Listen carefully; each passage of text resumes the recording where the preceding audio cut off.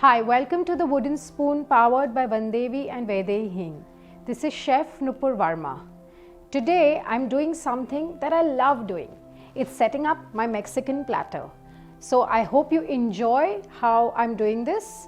I do this all the time when I have people over. It's just something that adds a little style and fun to a regular Mexican platter.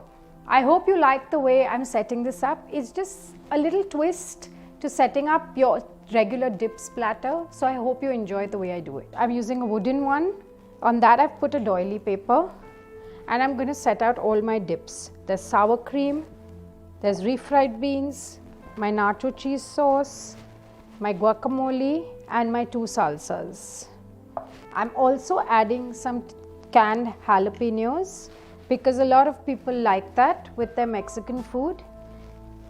Next, I'm going to take some nacho chips and just place them all around and fill up my platter with them. You could also use different kind of crackers and savory biscuits instead of only the nacho chips.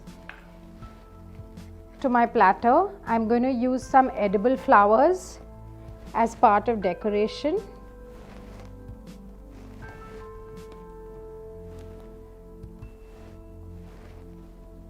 And to finish my platter, I'm just adding a little gypsum because that adds a little drama to the platter.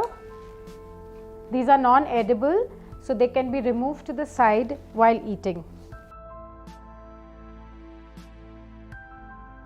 So that's our Mexican platter. I hope you like the way I have set this up.